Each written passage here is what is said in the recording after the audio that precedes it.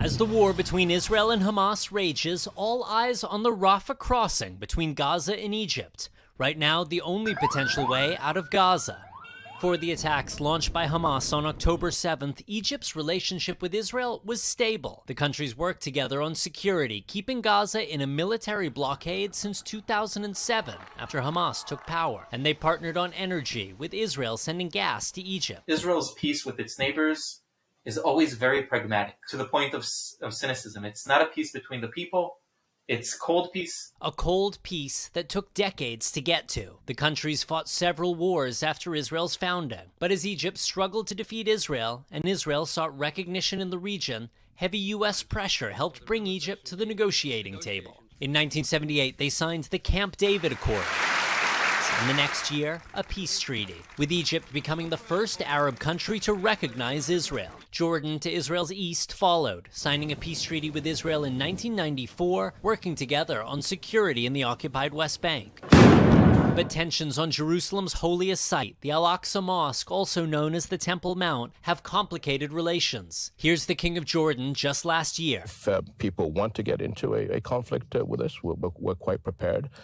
I always like to believe that let's look at the glass half full, but we have certain red lines. And if people want to push those red lines, then we will deal with that. To Israel's north, two countries that don't officially recognize it, Syria and Lebanon. Relations between Syria and Israel, ice cold. They've battled over which country should control an area called the Golan Heights, which Israel seized from Syria in 1967. And Israel supported rebels fighting against Syria's leader Bashar al-Assad in a long, bloody civil war. Relations tense with Lebanon, too, with wars in 1982 and 2006, and a delicate balance now not to tip this war into a second front. Israel's relationship with the broader world changed drastically just in the last few years. In 2020, the United States kicked off the Abraham Accords, forging a deal with the United Arab Emirates to normalize relations with Israel that snowballed into additional deals with Bahrain, Morocco, and Sudan. The Abraham Accords in the past 3 years have really increased trade between Israel and the region. It was the most progress the region had seen in decades, right at the end of the Trump administration. We know Israel's Prime Minister Netanyahu also spoke with the UAE's leader Sunday night, and the two agreed to keep in contact, something unthinkable just a few years ago.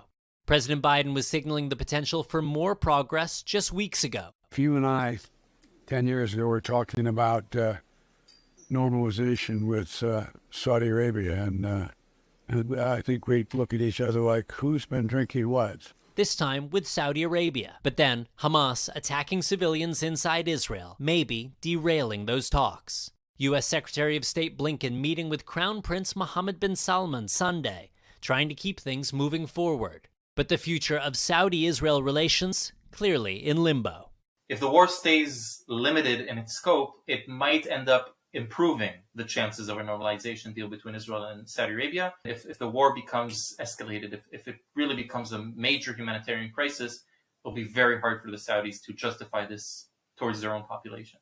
And Hallie, hanging over this whole conversation is Iran. Iran, the sworn enemy of Israel, the financial backer of both Hamas in Gaza and Hezbollah in southern Lebanon. Iran has cheered on this Hamas attack, but the U.S. says it has no evidence at this point that Iran was directly involved.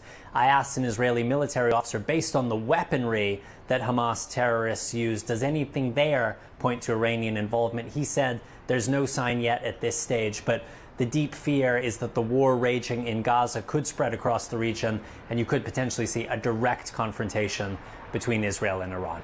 Hallie.